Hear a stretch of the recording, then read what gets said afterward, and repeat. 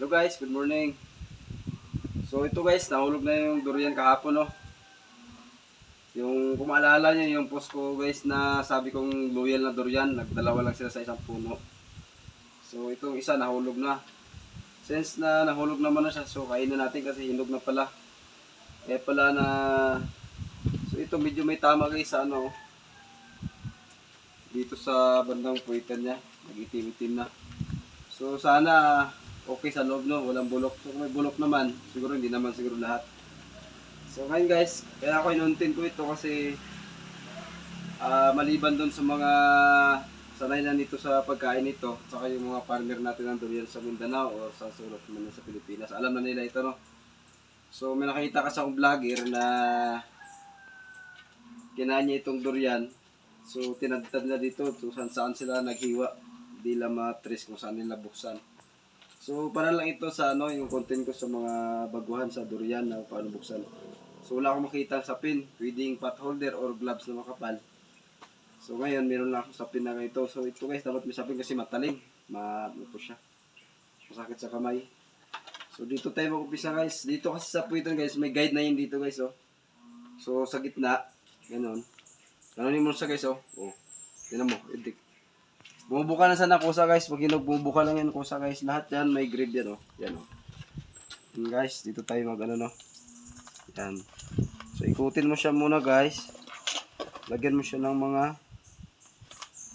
yan.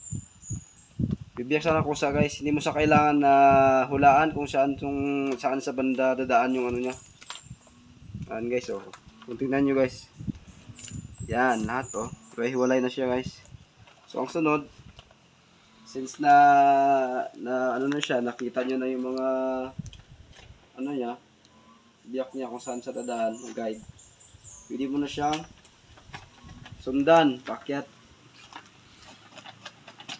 Yan guys, pwede mo siyang sundan. So yun na yun guys, kasi kung hindi mo siya sundan, pwede mo matamaan itong laman. Yan o, hindi siya natamaan guys o. Kasi sa bed ako dumaan.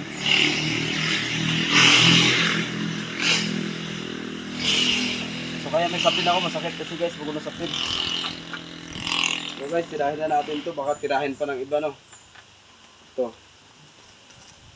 Dapat dalawa pala yung sapin ko.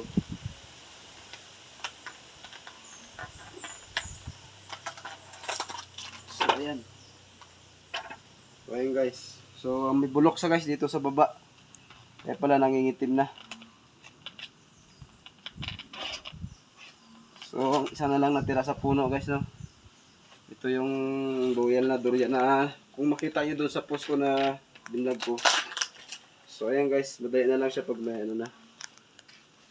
Mabuksan mo na yung guide. So nalaglag. So ayan guys, ilang minuto na. 3 minutes. So guys, kainin na natin. Tignan natin kung masarap. Malinis naman yung kamay ko eh. Kain tayo guys ng durian. Masarap. Ikat mo na.